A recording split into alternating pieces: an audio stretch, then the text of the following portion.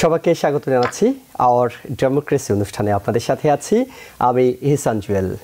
দর্শক, আপনাদেরকে আমরা আমেরিকার রাজনীতির সমসাময়িক বিষয়গুলো নিয়ে এই অনুষ্ঠানে আলোচনা করব।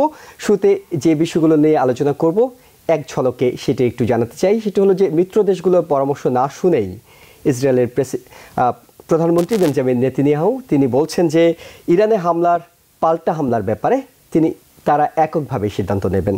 যদিও অন্যদিক থেকে ইরান থেকে প্রেসিডেন্ট ইব্রাহিম রাইসি হুঁশিয়ারি দিয়েছেন যে ক্ষুদ্রতম কোনো হামলা যদি ইরানে চালানো হয় তবে কঠোর জবাব দেওয়া হবে। এবং এই অবস্থাতেই ইসরায়েলকে আবারও আর্থিক সহযোগিতা দিতে যাচ্ছে আমেরিকা। আগামী শনিবার হাউসে এই নিয়ে ভোটাভুটি হবে।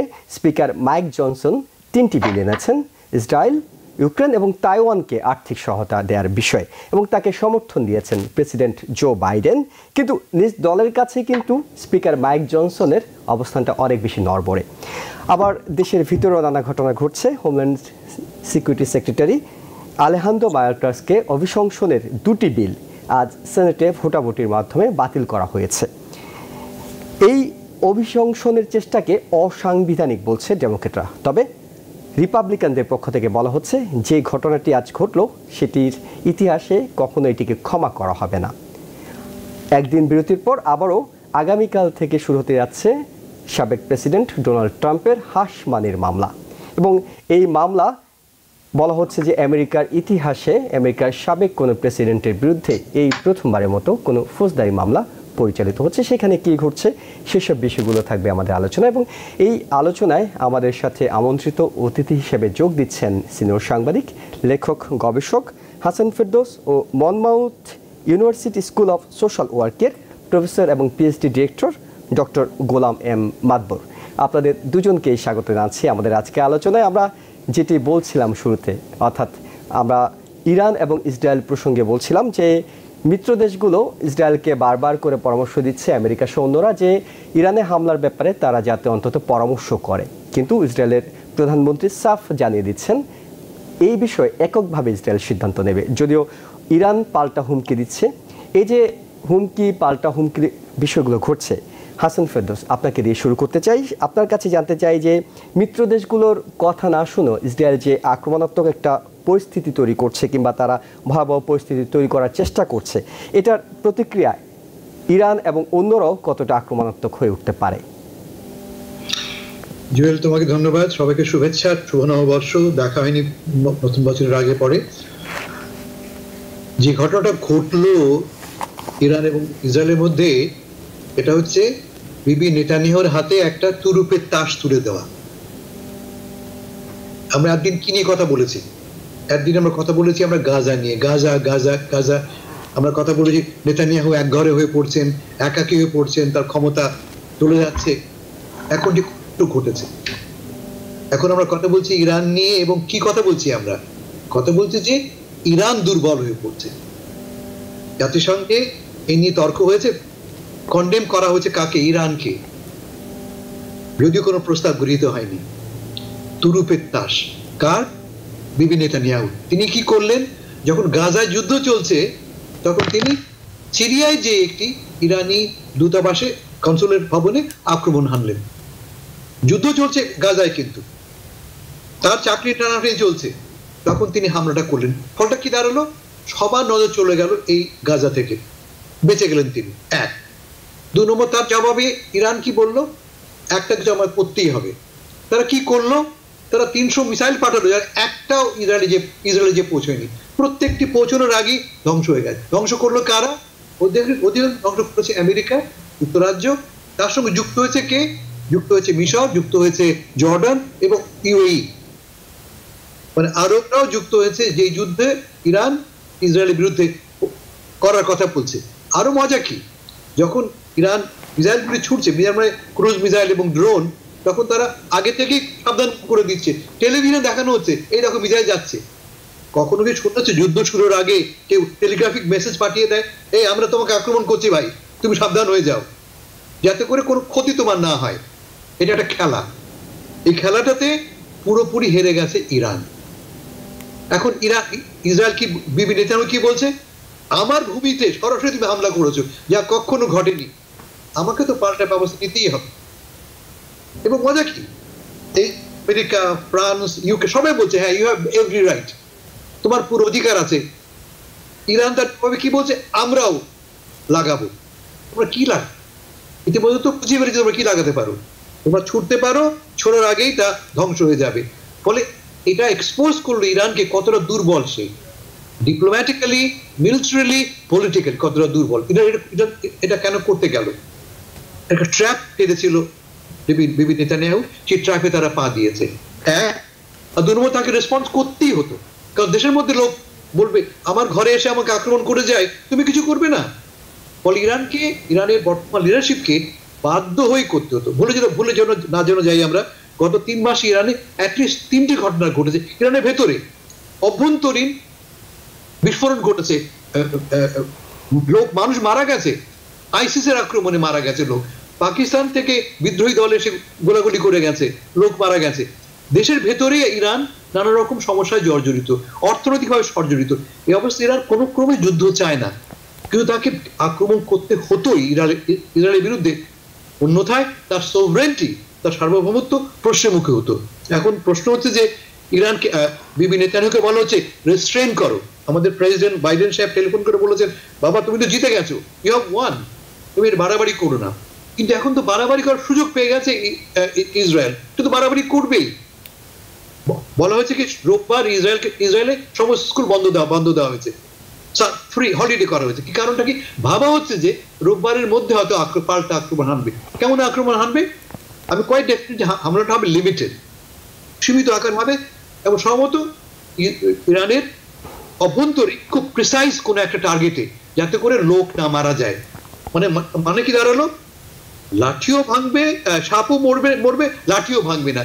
এই একটা অদ্ভুত খেলার মধ্যে চলে গেছে আজকে গাজা। সবচেয়ে বড় ক্ষতি কার? গাজা লোকদের, যারা আশা করছিল যে যুদ্ধবিরতি হবে, সাহায্য পৌঁছবে, অবস্থা বদলাবে। কিন্তু এই একটা মাস্টার স্ট্রোক যিনি খেললেন আমাদের বিবি নেতানিয়াহু, হি ওয়ান, হেরে গেল ইরান। অর্থাৎ আপনি বলছিলেন যে ব্যর্থ একটা আক্রমণ হয়েছে এবং একটা পাতানো খেলা হয়েছে। বলা হচ্ছে যে প্রায় $1 বিলিয়ন খরচ হয়েছে ইরানের এই আক্রমণের পিছনে, কিন্তু সে $1 বিলিয়ন জলে গিয়েছে। এটি আপনার একটি মতামত।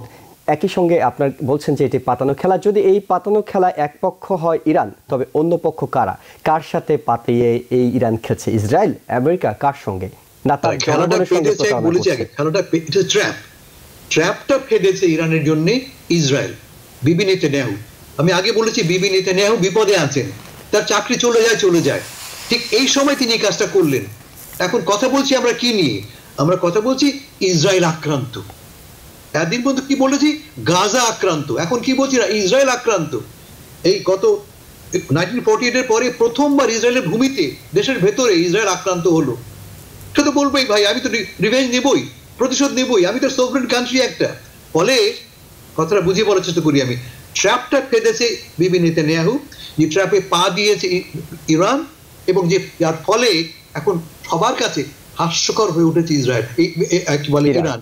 তার একটা গুলিও কারো গায়ে লাগেনি, একটা ড্রোনও ইসরায়েলের ভেতরে যে পড়েনি। তার আগে সব 99% ধ্বংস হয়ে গেছে। একটি মাত্র শিশু, একটি বাচ্চা, 11 বছরের বাচ্চা সামান্য একটু ক্ষতিগ্রস্ত হয়েছে।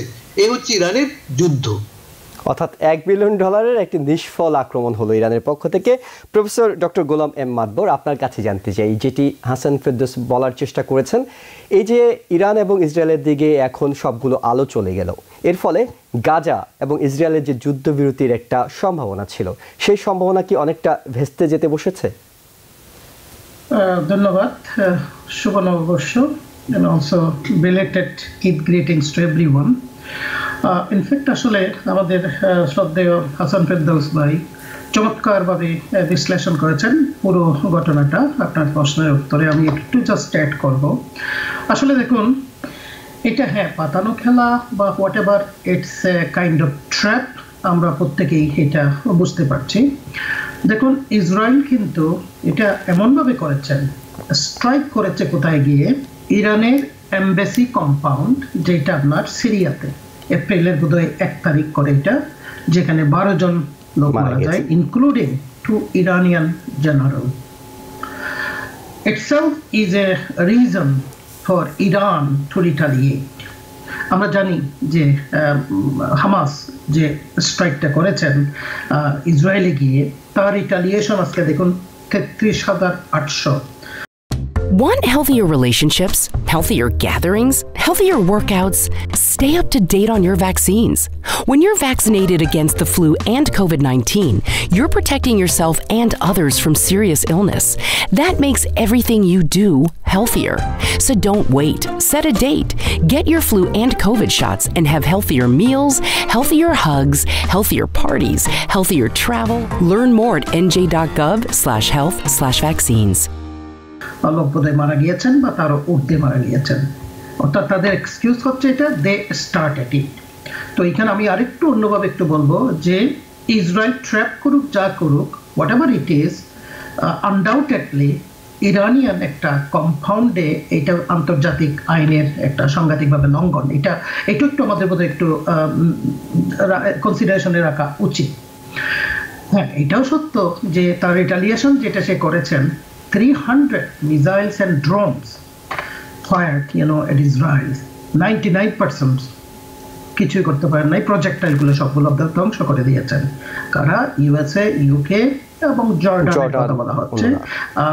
ইজিপ্ট বা ইউএই ইনডাইরেক্টলি বোধহয় ছিল, কিন্তু জর্ডান ডিরেক্টলি পার্টিসিপেট করেছে। তো এতে দেখুন দুটো জিনিস, আমি হাসান ফেরদৌস ভাই যেটা বলেছেন একদম 110% আমি ওনার সাথে এগ্রি করি। এখানে দুটো জিনিস আমাদের বুঝতে হবে।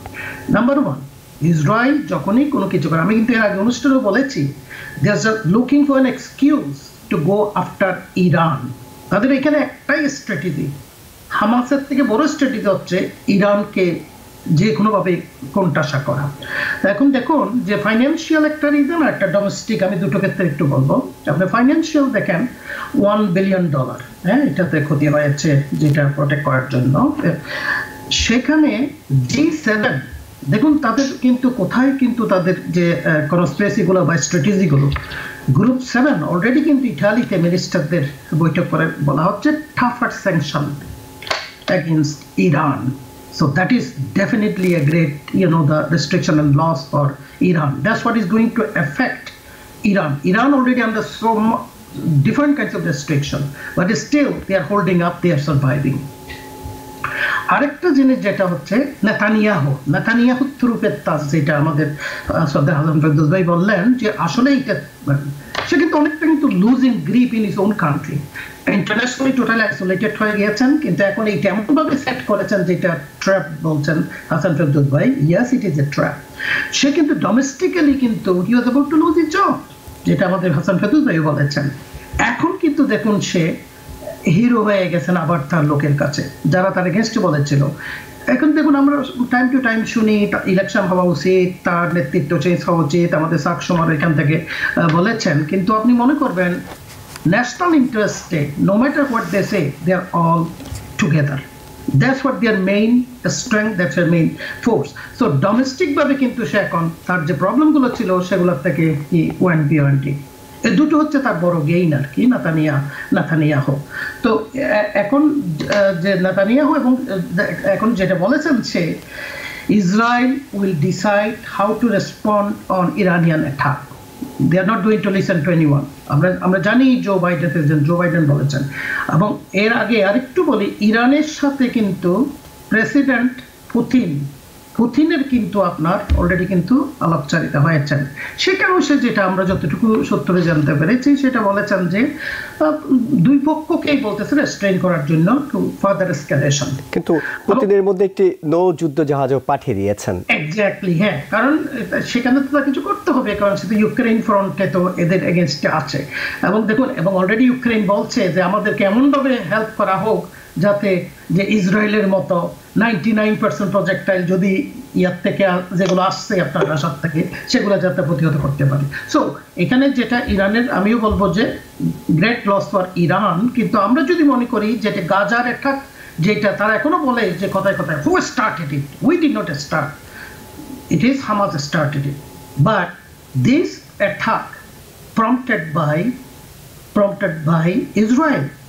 তারা তাদের কম্পাউন্ডে, তাদের ডিপ্লোম্যাটিক কম্পাউন্ডে গিয়ে অ্যাটাক করে 12 জনকে মেরে ফেলে।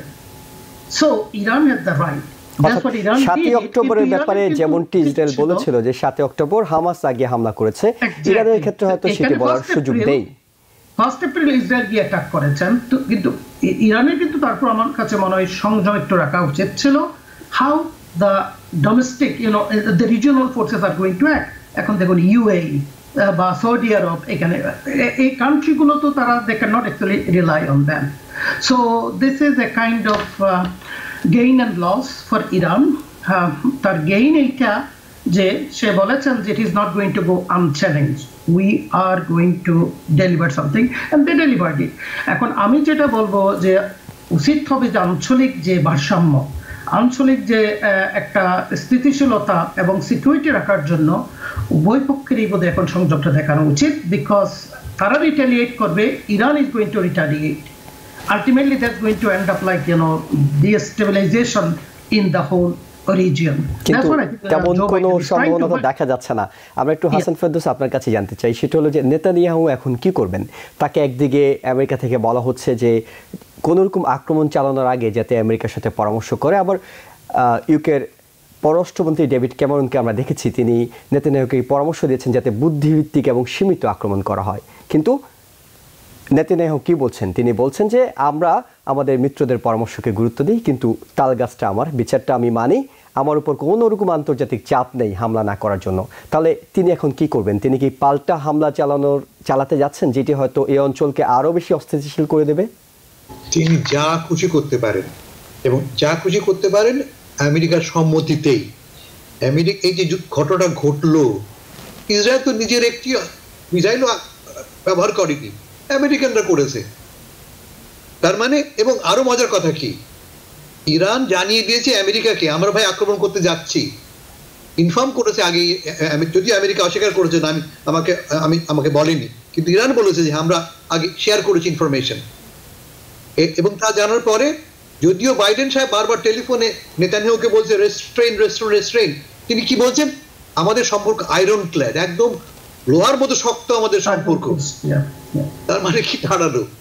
মুখে যাই বলি না কেন আমি, তোমার সঙ্গে আমার দোস্তি ভাই একদম পাক্কা। ফলে আমেরিকা কি বললো না বললো আমি আর বিন্দু মাত্র বিশ্বাস করি না, এবং এটা গুরুত্বও দেই না। আমি জানি আমেরিকা তাই করবে যা ইসরায়েলের স্বার্থে যায়। আমেরিকা তাই করবে যদি নেতানিয়াহুকে রাখতে হয়, আমেরিকা নেতানিয়াহুকে রাখবে। আমেরিকা আসলে বাইডেন কি চায়, এটা অন্য একটা প্রসঙ্গ, হয়তো কথা বলতে পারবো আমরা। বাইডেন মূলত চায় না যুদ্ধটা ছড়িয়ে পড়ুক, যাতে করে আমেরিকা ডিরেক্ট ইনভলভ হয়ে পড়ে, বিশেষ করে এখন যখন সামনে নির্বাচন।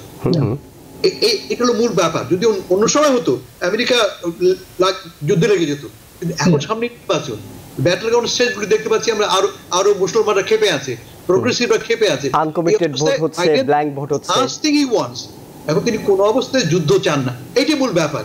নেতানিয়াহু বললাম তিনি তাই করবেন যা তার স্বার্থে লাগে, আমেরিকার স্বার্থে নয়, তার স্বার্থ। তার স্বার্থটা কি? ক্ষমতায় টিকে থাকা। আমি বারবার বলেছি যে আমেরিকার বিবি নেতানিয়াহুর অবস্থা খুব দুর্বল, তার নিজের যে কোয়ালিশন সরকার তা খুবই ভঙ্গুর অবস্থায় আছে। টিকে থাকার একটাই পথ, আর তা হচ্ছে কি, এটা বলা ইসরায়েলিদেরকে যে আমি তোমাদের নিরাপত্তার প্রোটেক্টর, একমাত্র আমি গ্যারান্টি দিতে পারি। দেখো আমেরিকা বলছে লড়াই করো না, লড়াই করো না, আমি বলছি না, আমি পাল্টা আক্রমণ করবো, কারণ আমি আক্রান্ত হয়েছি। বলে I am the hero, I am the real defender, Biden সাহেব নয়। এবং এই কথাটা ভালো তিনি খাওয়াতে পেরেছেন তার ক্যাবিনেটকে এবং ইসরায়েলদেরকে। বলে তোমার প্রশ্ন বলছি আমি যে নেতানিয়াহু তাই করবেন যা তার স্বার্থের জন্য উপকারী। কিন্তু একদিকে তো করতে চাই হাসান ফেরদৌস ভাইয়ের সাথে, দেখুন ইসরায়েল জানে যে এই স্ট্রাইক মানি হচ্ছে more assistance are coming from United State, $26 billion, আমরা হয়তো পরে কথা বলবো, আপনি জানেন অলরেডি। এবং এইটা কিন্তু সিম্প্যাথি ড্র করবে ইউনাইটেড স্টেটসে, যেটা যে ডিভাইডেড হয়ে গিয়েছিল অনেকে, যে well this is a safety and security for Israel and this is what going to happen, আমরা যদি তাদেরকে আরো সাহায্য না দিই। সো দ্যাটস এ তুরুপের তাস, কিন্তু সেটাই কেন কিন্তু কাজ করবে। এখন পর্যন্ত এই খেলায় আমেরিকা এবং ইসরায়েল তারাই এগিয়ে আছে, অনেকটুকু এগিয়ে আছে সব সময়, এখন বলে নয়, এই খেলায় বরাবরই তারা এগিয়ে। আরবরা, ইরান তো বটেই, সব আরবরাই পিছিয়ে। কোন একটা আরব কি ইসরায়েলের সঙ্গে সম্পর্ক ছিন্ন করেছে? এই গাজার ঘটনা নিয়ে আমরা দেখছি বলিভিয়া করছে, কলম্বিয়া করছে, সাউথ আফ্রিকা যাচ্ছে, আয়ারল্যান্ড করছে। কোন একটা আরব দেশ কি কোন রকম অ্যাকশন নিয়েছে? বলে খেলায় আরবরা মুসলমানরা আমরা চিরকালই পিছিয়ে, এগিয়ে কে ইসরায়েল, পেছনে ছাতা ধরে আছে কে মার্কিন যুক্তরাষ্ট্র। সেক্ষেত্রে একদিকে গাজা, অন্যদিকে রাফায় হামলার পরিকল্পনা, একদিকে দেখা যাচ্ছে হিজবুল্লাহ এবং হুতিদের হামলার পরিকল্পনা, নতুন করে যোগ হলো ইরান। এক্ষেত্রে কোন রকম সম্ভাবনা কি দেখছেন নেতানিয়াহুর সামরিক এবং রাজনৈতিক কৌশলে পরিবর্তনের? আমাকে জিজ্ঞেস করলাম জি জি হাসান ভাই বলুন, তারপর আমরা ডক্টর এমরাদ বড়ুয়ের কাছে জানবো। আমি এই মুহূর্তে কোনো প্রয়োজন তার তো নেই। He is doing alright. উনি তো ড্রাইভিং সিটে আছেন গাড়ির, উনি তো গাড়ি চালাচ্ছেন, উনি পথ বদলাবেন কেন? He is winning. যে লোক উইন করে সে তো উইনিং স্ট্র্যাটেজি সে কন্টিনিউ করে না। তার ফলে কোনো কারণ নেই এই মুহূর্তে নেতানিয়াহু পথ বদলানোর। He will do it as long he needs ইট। জি, গোলাম আহমদ বর, আপনি কি মনে করেন? আমি একটু অ্যাড করব, ওনার মেটাফোরটা আমার খুব পছন্দ হয়েছে, উনি যেটি ইউজ করেছেন, he is in driving seat Netanyahu. এবং ড্রাইভিং সিটে সবচেয়ে বড় ইম্পর্টেন্ট জিনিস হচ্ছে দুটো জিনিস, একটা ডিরেকশন যেটা তাদের আছে, এবং হচ্ছে ফুয়েল। এই ফুয়েল সে জানে যে is going to come more from United States. এটা ইউক্রেনে যেমন আমরা প্রক্সি ওয়ার বলতেছি, এখানেও একই proxy war, this is what is happening. এবং এটা আসলে যে প্যালেস্টাইন যে ইস্যুটা সলভ না হওয়ার পিছনে মূল কারণ যেটা আমি বলবো, there is no unity and solidarity among the countries in that region. That's what we are all suffering, যেটা আমাদের হাসান ফেরদৌস ভাই বলেছেন। জি, আমাদের হাতে আরো বেশ কয়েকটা বিষয় আছে আলোচনা করার জন্য। আমরা একটা বিরতি যাব, বিরতিতে ফিরে আমরা আবার শীর্ষ বিষয় নিয়ে আলোচনা করব, সঙ্গে থাকুন। Want healthier relationships, healthier gatherings, healthier workouts? Stay up to date on your vaccines. When you're vaccinated against the flu and COVID-19, you're protecting yourself and others from serious illness. That makes everything you do healthier. So don't wait. Set a date. Get your flu and COVID shots and have healthier meals, healthier hugs, healthier parties, healthier travel. Learn more at nj.gov/health/vaccines. আবারও স্বাগত জানাচ্ছি hour democracy অনুষ্ঠানে। আমাদের সাথে অতিথি হিসেবে আছেন senior সাংবাদিক, লেখক, গবেষক হাসান ফেরদৌস এবং Monmouth University school of social ওয়ার্কের প্রফেসর ডক্টর গোলাম এহমদ। আপনাদের দুজনকে আবারও স্বাগত জানাচ্ছি। আমরা এই পর্যায়ে যে বিষয়টি নিয়ে কথা বলতে চাই সেটি হলো যে হোমল্যান্ড সিকিউরিটি সেক্রেটারি আলেহান্দ্রো মায়োরকাসের বিরুদ্ধে অভিশংসনের দুটি প্রস্তাবই বাতিল করে দিয়েছেন সিনেট। আজকে ভোটাভুটি হয়েছে, সেখানে 51 এবং 49 ভোটে ডেমোক্রেটদের প্রস্তাবটি পাশ হয়েছে। এই যে আলেহান্দ্রো মায়োরকাসের বিরুদ্ধে অভিশংসন প্রক্রিয়া, বলা হচ্ছে যে আমেরিকার ইতিহাসে 150 বছরের মধ্যে এই প্রথম কোনো ক্যাবিনেট সেক্রেটারির বিরুদ্ধে অভিশংসন প্রক্রিয়া হলো। এই যে এত তোড়জোড় রিপাবলিকানদের, তারা এর আগে হাউজে পাশ করেছে, যেহেতু সেখানে তাদের সংখ্যাগরিষ্ঠতা ছিল। হাসান ফেরদৌস, আপনাকে দিয়ে শুরু করতে চাই। সেটা হলো এই আলেহান্দ্রো মায়োরকাসকে অভিশংসন করার মধ্য দিয়ে রিপাবলিকানরা আসলে কী প্রমাণ করতে চেয়েছে, কেন তাদের এত বেশি চেষ্টা তদবির? মাথায় রাখতে হবে যে দুই দলই তাদের প্রধান নজর থাকে তার বেইজের উপরে। আমার বেইজ খুশি হচ্ছে কিনা। এই মুহূর্তে সবচেয়ে বড় ইস্যু রিপাবলিকানদের জন্য কোনটা? ইমিগ্রেশন। ডেমোক্রেটদের জন্য সবচেয়ে বড় ইস্যু কোনটা? অ্যাবোর্শন। এই দুটো ইস্যু নিয়ে কিন্তু আগামী নির্বাচনটা হবে। ফলে রিপাবলিকানদের দেখাতেই হবে যে তারা কতটা শক্ত on the issue of immigration. এখন হাস্যকর কি, মায়োরকাসের বিরুদ্ধে যে অভিযোগ, কি অভিযোগটা কি?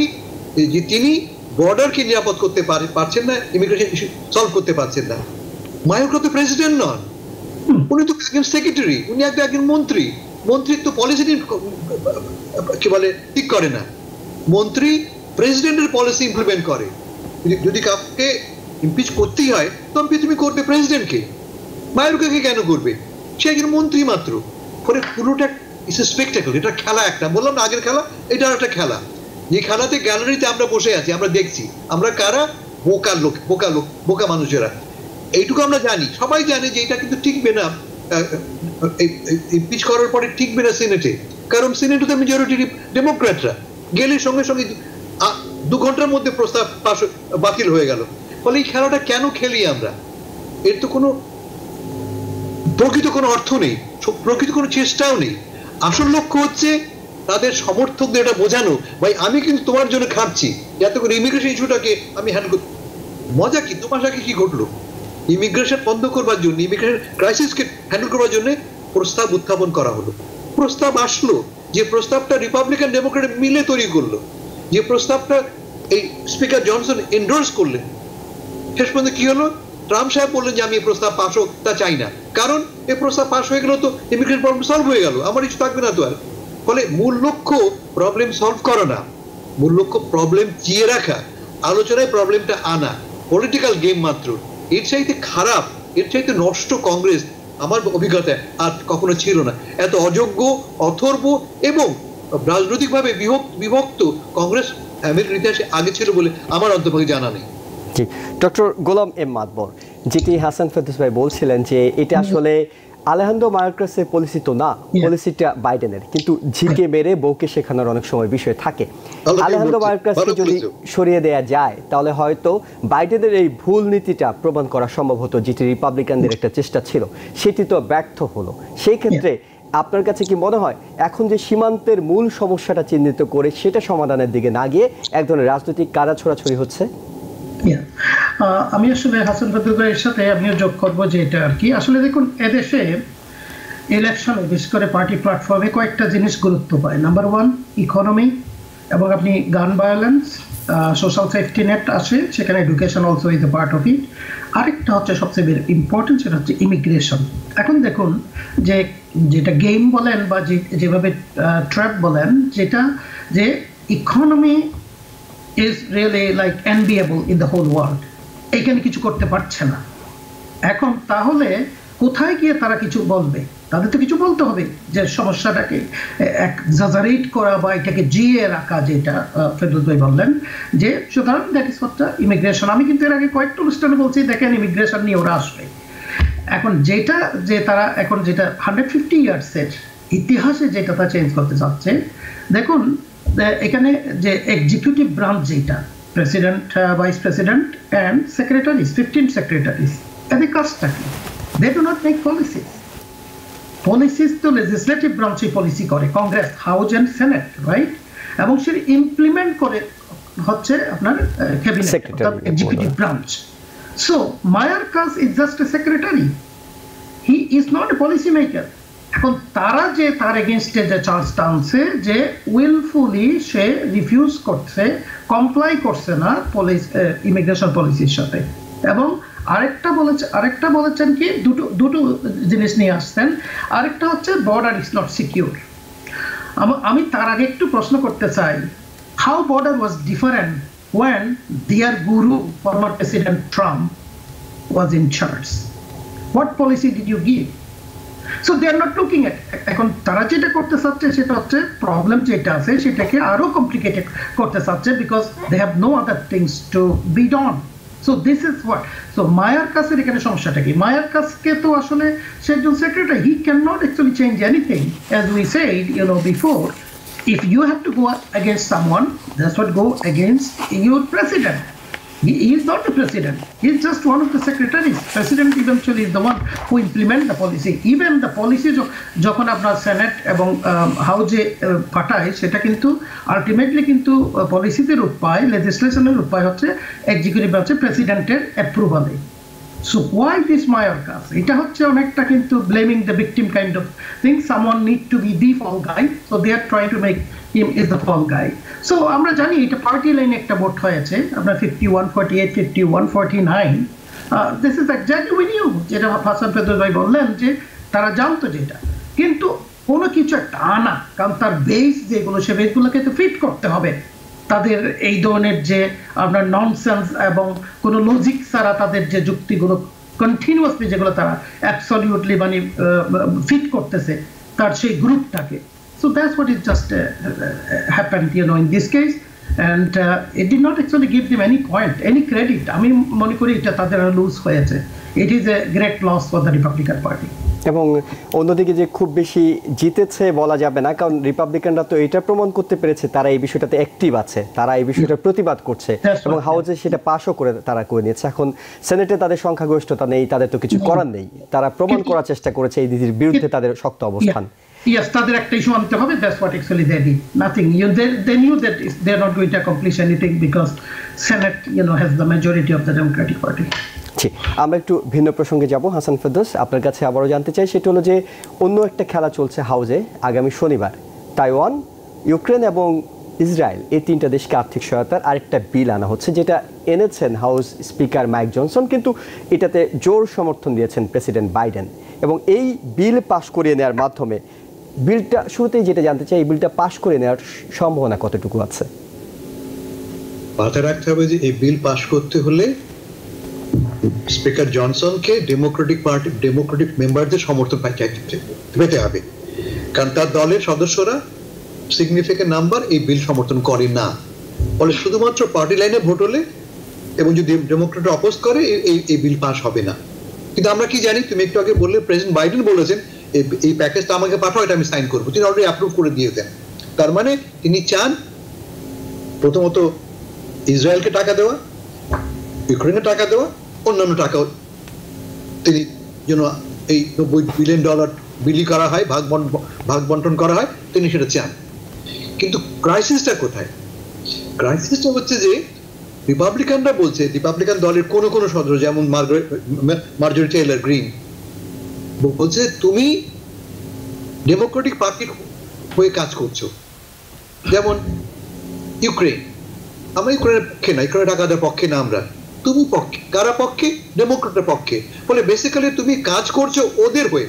সেই কারণে তিনি ডিমান্ড করেছেন কি তোমাকে সরে যেতে হবে। যদি এই ভোটটা হয় শনিবারে এবং আসলে যদি বিলটা পাস হয়, পাস হবে ধরে নিচ্ছি আমি, সমূহ সম্ভাবনা আছে মাইক জনসন সাহেবের চাকুরি হারানোর। এবং আজকে আরেকজন রিপাবলিকান কংগ্রেসম্যান থমাস মেসি, তিনিও কিন্তু সেই মার্জরি টেইলরকে সমর্থন দিয়েছেন। তবে যদি ডেমোক্রেটরা এবং স্বল্প সংখ্যক রিপাবলিকানরা সমর্থন করে, সেক্ষেত্রে জনসন সাহেব টিকে যাবেন। কিন্তু টিকে যাবেন কিভাবে? অত্যন্ত দুর্বল এবং অকেজো একজন স্পিকার হিসেবে। আমার নিজের ধারণা যে তার চাকুরির মেয়াদকাল খুব সামান্য, তিনি দীর্ঘকাল কাজ করতে পারবেন না। কারণ একজন নেতা তার সমর্থকদের সমর্থন হারানোর পরে ক্ষমতায় টিকে থাকতে পারে না, আর টিকে থাকলেও তিনি খুব কার্যকর হন না। ফলে ইটস কোয়াইট লাইকলি যে মাইক জনসন সাহেব এই বিল ধরেই তার ভরাডুবি করবে। জি, গোলাম আহমেদ বাদবর, আপনার কাছে জানতে চাই, সেটা হলো যে মাইক জনসন তো আসলে একটা নড়বড়ে অবস্থায় আছেন। মাত্র 6 মাসের মধ্যেই তিনি যেসব সংকটগুলো মোকাবেলা করছেন, এগুলো খুব কম স্পিকারকে করতে হয়েছে। কিন্তু অন্যদিকে ট্রাম্প কিন্তু তাকে খুবই স্মার্ট এবং বলছেন যে কঠিন সময়ে খুব শক্তভাবে হাল ধরেছেন, এন্ডোর্স করছেন, অনেকটা সমর্থন দিয়েছেন। ফ্লোরিডায় দুজন মিলে বৈঠক করেছেন, আমরা দেখেছি। সেক্ষেত্রে মাইক জনসনের এই যে টিকে থাকাটা, এটা আপনি কতটা সম্ভব বলে ভাবছেন? এবং একই সাথে এই যদি মাইক জনসন টিকে না থাকতে পারেন, তাহলে যে হাউজে আবার নতুন করে একটা সংকট তৈরি হবে, যেটি হয়তো আমরা 6 মাস আগে দেখেছি। আসলে দেখুন, আমি মনে করি এটা যে মাইক জনসনের এই কেসটা অনেকটা কিন্তু তার আগের যে প্রিডিসেসর কেভিন ম্যাককার্থি সিচুয়েশন এই ধরনেরই কিন্তু যাচ্ছে, এখন যেভাবে এগিয়ে যাচ্ছে আর কি। আপনি জানেন, আপনি বলেছেন যে আসলে কয়েকদিন আগে কিন্তু তার ব্লেসিং সে নিয়ে আসছে তার গরুর কাছ থেকে গিয়ে, ফ্লোরিডাতে গিয়ে। আর আরেকটু আমি বলবো, যেটা একটু আগে আমাদের হাসান চৌধুরী বলছেন, এইরকম একটা অকার্যকরী ইনকম্পিটেন্ট কংগ্রেস এবং বলতে গেলে প্রোডাক্টিভিটি কিছুই নাই, কিছুই করতে পারছে না। এখানে সবচেয়ে বড় যেটা আমি সমস্যা যেটা দেখি, এরা they work beyond the civility, এবং তাদের যে রেটরিক যেগুলো ইউজ করছে। মার্জরি টেইলর গ্রিন, আমিও জানি না যে ফেরদৌস ভাই যেটা বললেন যে কিভাবে এরা এই পর্যন্ত গিয়েছেন এই হাউজে, এখন দেখেন সে লিড দিচ্ছে অ্যাবসলিউটলি, কিন্তু কোনো পয়েন্ট নাই কিন্তু তার। হ্যাঁ, আমার মনে হয় বিলটা পাস হয়ে যাবে, কারণ এখানে ইসরায়েল, এখানে ইউক্রেন আছে, এই ইউক্রেন সম্পর্কে কিছু রিজার্ভেশন আছে, কিছু ডেমোক্রেটিক পার্টিতেও আছে, কিন্তু এখানে এই বিলটা কিন্তু পাস হয়ে যাবে বিকজ অফ ইসরায়েল, কারণ তারা জানে ইসরায়েলকে প্রোটেক্ট করতে হবে নো ম্যাটার। এখানে আপনার লিন্ডজি গ্রাহামের মতো লোক এবং আরও যে একই লাইনের যারা আছে, they are all for Israel. Democratic party বলেন, রিপাবলিকান পার্টি বলেন, $26 বিলিয়ন বোধহয় ইসরায়েলকে দেওয়ার কথা বলছে। এইটাই তো আমি একটু আগে বললাম আপনার, দেখুন ফুয়েল তো আসতেছে, ড্রাইভিং সিটে তো আমি আছি, আমার যে দরকার সেটা হচ্ছে, এবং যে তাদের যে রোড ম্যাপ ডাইরেকশন যেটা, সেটাও কিন্তু ইন্টেলিজেন্স শেয়ার থেকে আনবো, সবকিছু কিন্তু তারা পাচ্ছে তাদের সোর্স কান্ট্রি। কিন্তু মাইক জনসনের কি হবে সেক্ষেত্রে? বিল নয় পাস হলো, ইসরায়েলও টাকা পেল, বাইডেনেরও স্বার্থ নয় সেটা রক্ষা হলো, মাইক জনসনের কি হবে? মাইক জনসন আমার মনে হচ্ছে যে আলটিমেটলি বোধহয় টিকে যাবে, ডেমোক্রেটিক পার্টি বোধহয় তাকে টিকিয়ে রাখবে, কারণ Democratic party need him, particularly for the Ukraine. আসলে what else they have no choice at this point. Democratic party আপনি চিন্তা করে দেখেন যে আলটিমেটলি যেটা আমাদের ফেরদৌস ভাই বললেন, যে যদি কিছু ওদিক থেকে আসে তাহলে তার বোধহয় চাকরিটা টিকে যাবে কিছুদিন। আর এটা না টিকা মানে হচ্ছে এই জন্যই বলবো যে এত কার্যকরী কংগ্রেস, যে এত ঘন ঘন কিন্তু এটা কিন্তু স্পিকার কোনো সময় যুক্তরাষ্ট্রে কিন্তু এভাবে চেঞ্জ হয়নি। It's because of incompetency, it's because of তাদের ইনসিভিলিটি, ইটস বিকজ অফ তাদের, আমি বলবো যে তাদের যে কোনো বাইপার্টিজান ইন্টারেস্ট নাই। তারা বলে bipartisan, nationalistic interest, there is no nationalistic. এই ধরনের অকার্যকরী একটা কংগ্রেস আমিও কিন্তু কোনোদিন কিন্তু আমেরিকাতে আর কোনোদিন এই এভিডেন্স আমরা দেখি না। অর্থাৎ তারা they can not get by anything, they can not produce anything, they can not go for any bipartisan which will actually eventually support the countries, you know, the goals and একটা হতাশার খবর কথা বলছেন আপনারা। আমি একটু ক্লারিফাই করি ব্যাপারটাকে। তুমি যেটা বললে যে ডোনাল্ড ট্রাম্প সাহেব ব্লেসিং দিয়েছেন, না ঠিক তা নয়। কিন্তু ডোনাল্ড ট্রাম্প সাহেব যদি মুখে বলতেন তার দলের সমর্থকদের, রিপাবলিকান কংগ্রেসম্যানদের, যে জনসনকে সাপোর্ট করো, তাদের সাধ্য হতো না এই তার বিরুদ্ধে কি বলে ভ্যাকেট করবার প্রস্তাব আনবার। ডোনাল্ড ট্রাম্প সাহেব বলেছেন যে he is doing a good job, খুব নিম্ন স্বরে মিউ মিউ করে বলেছেন he is doing good job.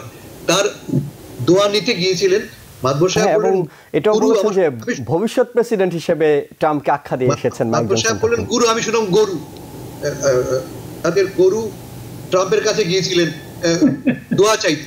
কেমন দোয়া তিনি না করে কি করেছেন, বাবা ঠিক আছে থাকো তুমি, এইভাবে কথা বলেছেন। কিন্তু ব্লেসিং যদি ডোনাল্ড ট্রাম্প সাহেব চাইতেন, যেমন ধরা যাক এর আগে আমি তোকে বললাম যে ইমিগ্রেশন বিলটা তো রিপাবলিকান ডেমোক্রেট উভয়রাই কিন্তু প্রস্তাব এনেছিল। যে মুহূর্তে ডোনাল্ড ট্রাম্প সাহেব বললেন আমি চাই না, একইভাবে যদি ডোনাল্ড ট্রাম্প সাহেব বলতেন এই একে সমর্থন করো, এই মার্জরি টেলর গ্রিন বলুন আর যাই বলুন, সবাই কিন্তু লাইনে চলে আসতো। যেহেতু তিনি বলেননি স্পষ্ট করে, সে কারণেই তার বিরুদ্ধে ভেকেট করবার প্রস্তাবটা উঠে আসছে। অর্থাৎ অনেক কিছু লাগামই ডোনাল্ড ট্রাম্পের হাতে। সেই ট্রাম্প প্রসঙ্গে হাসান ফেরদৌস ভাই আপনার কাছে জানতে চাই, সেটা হলো ট্রাম্প এমন একটি মামলা মোকাবেলা করছেন নিউ ইয়র্কের আদালতে, ম্যানহাটনে। সেটি হলো এটি আমেরিকার কোনো প্রেসিডেন্ট এর আগে মোকাবেলা করতে হয়নি, আমেরিকার ইতিহাসে নেই, একটি হাসমানির ফৌজদারি মামলা। এবং বলা হচ্ছে যে তার নানা স্ক্যান্ডাল চাপা দেওয়ার জন্য তিনি $130,000 দিয়েছেন এবং খুব শক্তভাবে তাকে জড়িয়ে ফেলা হয়েছে। জুরি নির্বাচন হচ্ছে, 12 জন জুরি লাগবে, 7 জন নির্বাচিত হয়ে গেছেন, আরও 5 জন নির্বাচিত হবেন, 6 জন আরও অল্টারনেট জুরি নির্বাচিত হবেন। যদিও জুরি নির্বাচন নিয়ে বেশ জল ঘোলা হচ্ছে, অনেকেই আসলে নিরপেক্ষ থাকতে পারবেন না বলে বলছেন। কিন্তু শেষ পর্যন্ত এই মামলার ভবিষ্যৎ কোথায় দেখছেন? ট্রাম্প কি আটকে যেতে পারেন? ট্রাম্প কি এটাতে কোনোভাবে ক্ষতিগ্রস্ত হতে পারেন? কি মনে হয় আপনার? এখানে দুটো ব্যাপার, একটা হচ্ছে রাজনৈতিক। ট্রাম্প এই আগামী 6 সপ্তাহ ধরে এই মামলা চলবে এবং 6 সপ্তাহ তাকে মামলা চলার প্রতিদিন তাকে এখানে বসে থাকতে হবে। তিনি ক্যাম্পেইন করবেন না মামলা চালাবেন, তার মানে তার বড় একটা ক্ষতি হচ্ছে। যে কথা তিনি বলছেন, and he has a he's logically he's right, যে আসলে আমি যখন আমার ক্যাম্পেইন করার কথা আমাকে বাধ্য করছে এখানে বসে থাকতে। তিনি বলছেন কি যে আমি নির্বাচনে আমাকে কম্পিট না করতে দেওয়ার জন্য বাইডেন সাহেব এটা করছেন। এবং যদিও বাইডেনের কোনো রোল এখানে নেই, কারণ এটা একটা স্টেট লেভেলের মামলা, কিন্তু তার বক্তব্যটা ভালো খাচ্ছে কিন্তু আমাকে রিপাবলিকান সাপোর্টার্স বলে পলিটিক্যালি এটা ডাবল সোর্ড। একদিকে যারা মাঝখানে বসে আছে তারা কি শুনতে পাচ্ছে, যে এই লোকটা যখন তার সদ্য পুত্র হয়েছে ব্যারেন, তখন এই পর্নোগ্রাফিক স্টারের সঙ্গে তিনি ফোর্সড করছেন। একজন নয়, একাধিক, দুজনকে তিনি পয়সা দিয়েছেন। এবং থার্ড একটি কেস শুনতে পাচ্ছি আমরা, যে তার ট্রাম্প প্লাজার একজন ডোরম্যানের কাছে গল্প শোনা গেছে যে একজন মহিলা কর্মীর সঙ্গে তার একটি অবৈধ সন্তানও হয়েছে, এবং সে গল্প বন্ধ করতে তিনি $30,000 দিয়েছেন ন্যাশনাল এনকোয়ারি। 3টে ঘটনা। তার মানে কিরকম লোক তিনি। আমি কালকেই দেখছিলাম টেক্সাসে সবচেয়ে কঠিন ট্রাম্প ভক্ত যে কাউন্টিটা, সেই কাউন্টির দুজন ভোটার, একজন মেয়ে, একজন নারী, একজন পুরুষ, প্রশ্ন করছে ট্রাম্পকে তুমি কি মনে করো? ট্রাম্প অত্যন্ত খারাপ লোক, ইমরাল লোক, ডিবচ লোক, তিনি খুব খুব খারাপ। তুমি কাকে ভোট দিবা? আমি ট্রাম্পকে ভোট দিব। কারণটা কি? বাইডেন তার চেয়েও খারাপ। এই তাদের মতামত, বিকল্প নেই। আমি বলছি যে Trump he unfit to become president. আমি নিজে বলছি, আমিও বলছি যে সে একটা অসৎ লোক, দুশ্চরিত্র লোক, আনক্রিশ্চিয়ান, ভোট তাকিয়ে দেবো আমি। এবং এই খেলাটা ট্রাম্প খুব ভালো করেই জানেন। এই অপশনটা আমরা বারবার বলেছি। ট্রাম্প কি বলেছিল, আমি যদি ফিফথ অ্যাভিনিউ গুলি করে মারি তারপর আমার সাপোর্টাররা আমাকে সাপোর্ট করবে। এই হচ্ছে ট্রাম্প। ট্রাম্প হচ্ছে কাল্টিস্ট, একটা কাল্টের নেতা, এবং একটা কাল্টের নেতা সে। এবং ম্যানহাটনে আদালত ভবনের বাইরেও তেমনটাই দেখা গেছে। ট্রাম্প যখন আদালতে প্রথম দিন এলেন, কয়েকশো ট্রাম্পের সমর্থক, অন্যদিকে 5 থেকে 6 জন মাত্র ট্রাম্পের। নিউ ইয়র্কে কয়েকশো এমন কোনো ব্যাপার না, লোকে মজা করতে দেখতেও গেছে হতে পারে, টেলিভিশনের ক্যামেরা তারপর ফোকাস। নিউ ইয়র্কে তারপর সমর্থন, এই নিউ ইয়র্কে তিনি পেয়েছেন মাত্র 12% ভোট। এমন ফলে নিউ ইয়র্ক ইজ আর এ ফ্যাক্টর। এখন তোমার প্রশ্ন হলো ট্রাম্পের কি শাস্তি হবে? এখন কেসটা সোজা নয়, কেসটা বেশ জটিল। প্রথম কেস হচ্ছে যে তিনি হাঁস পানি দিয়েছেন, তার ঘটনাটা লুকিয়ে রাখবার জন্য টাকা পে করেছেন। এই অপরাধে তিনি মিসডিমিনার, ছোট অপরাধ। কিন্তু কেসটা হচ্ছে একটা বড় অপরাধ। বড় অপরাধটা কি? তিনি এই অপরাধটা ব্যবহার করেছেন আর একটা বড় অপরাধ ঢাকবার জন্য। বড় অপরাধটা কি? তা হচ্ছে যে তিনি এই টাকাটা দিয়েছেন যাতে করে নির্বাচনে তার খবরটা প্রকাশিত না হয়ে পড়ে, এবং সেজন্য তিনি ডকুমেন্ট ফলসিফাই করেছেন। মানে একটি অপরাধকে ব্যবহার করেছেন আরো বড় একটা অপরাধ ঢাকতে। এই হচ্ছে তার প্রধান অপরাধ। এখন এটা প্রমাণ করা সহজ নয় সত্যি তিনি কি করেছেন, কারণ যেই লোকটা দিয়ে কথাগুলি বলানো হচ্ছে, মাইকেল কোহেন, সে কিন্তু জেল খেটে এসছে মিথ্যা বলার অভিযোগে। সে আগে বলেছিল কি যে না আমি করিনি, এখন সে বলছে হ্যাঁ আমার মাধ্যমে টাকাটা গেছে, তার কাছে ডকুমেন্ট আছে বলা হচ্ছে, কিন্তু অলরেডি তিনি মিথ্যাবাদী বলে প্রমাণিত। ফলে জুরিরা কিন্তু যদি কনভিন্স না হয়, মাত্র একজন জুরি যদি বলে যে আমি এগ্রি করি না, মামলা কিন্তু ডিসমিস। 12 জনের মধ্যে একজন যদি বলে যে না আমি এগ্রি করি না, দ্য কেস ইজ ওভার। ফলে 100% সম্ভাবনা আছে, 100% সম্ভাবনা আছে এই মামলা খারিজ হয়ে যাবে। আমরা ডক্টর গোলাম মাতবর একেবারে শেষ মিনিটে আছি। আপনার কাছে যেটি জানতে চাই সেটি হলো, আমরা ধরে নিলাম যে এই মামলা শেষ পর্যন্ত খালাস পেয়ে গেলেন ট্রাম্প, কিন্তু তার রাজনৈতিক ক্যারিয়ারকে নিয়ে যদি আমরা চিন্তা করি, তিনি খালাস না পেলেও তার নির্বাচনে অংশগ্রহণ নিয়ে কোনো সমস্যা হবে না তিনি যদি দোষী সাব্যস্ত হন, কিন্তু রাজনৈতিক ক্যারিয়ারের তো একটু স্পট পড়েই যায় এই ধরনের ঘটনাগুলোর সঙ্গে জড়িয়ে থাকার জন্য। এটা আসলে কিছুই হবে না। এটা অলরেডি এক্সাম্পল কিন্তু হাসান ফেরদৌস একটু আগে বললেন যে টেক্সাস একজনকে প্রশ্ন করলো, সে খুব খারাপ লোক কিন্তু ভোট দেবো তাকে। So he knows the bottom line. এখানে একটা কাল্ট এমন ভাবে হয়েছে যে আপনি হোয়াইট সুপ্রিমিস্ট বলেন বা রেডনেক বলেন, whatever you want to label them, these people so brainwashed, no matter আপনি সত্য যদি এনে তাদের মুখের উপরে তুলে ধরেন, they are not going to trust it. So this is not going to be any spot. আপনি দেখুন বিভিন্ন ধরনের তার against যে সেক্সুয়াল হ্যারাসমেন্ট থেকে আরম্ভ করে all kinds of things, business falsifying the documents এবং ইনসারেকশন, কোনো কিছুই কিন্তু তারা কনসিডারেশনে কগনিজেন্সে নিচ্ছে না। অনলি থিং যে তার পপুলারিটি তার বেড়ে যাচ্ছে। হ্যাঁ, এখানে একটা জিনিস আমি যেটা বলবো আর কি, যে হাসান ফেরদৌস ভাই একটু টাচ করেছেন, যেটা যে আসলে দেখুন সে বলছে যে আমার তো এখন তো ক্যাম্পেইন করার কথা। হ্যাঁ, তোমার তো ক্যাম্পেইন করার কথা, কিন্তু তুমি যে অঘটনগুলো করেছো, যে অন্যায়গুলো করেছো, তুমি যে আইন লঙ্ঘন যে করেছো, you have to sit there. তুমি you are just a citizen now, you are not president anymore. অর্থাৎ যে হন না কেন তিনি যদি প্রেসিডেন্টও হন, তাকে আইনের আওতায় আসতে হবে, আইনের শাসন প্রতিষ্ঠা একটা ব্যাপার আছে। আমাদের একেবারেই সময় শেষ হয়ে গেছে। হাসান ফেরদৌস এবং ডক্টর গোলাম মাতবর, আপনাদের দুজনকে অনেক ধন্যবাদ আজকের মতো আমাদের এই আলোচনা অংশ দেওয়ার জন্য। দর্শক যারা দেখছিলেন তাদেরকেও ধন্যবাদ জানিয়ে শেষ করছি আজকের মতো আওয়ার ডেমোক্রেসি অনুষ্ঠান। ভালো থাকবেন। টিবিএন 24 টেলিভিশন দেখতে আজই কল করুন 7187776556। লগ ইন করুন www.totalcablebd.com। নিউ ইয়র্ক থেকে সম্প্রচারিত টিবিএন 24 টেলিভিশন বিশ্বজুড়ে বাঙালির কণ্ঠস্বর।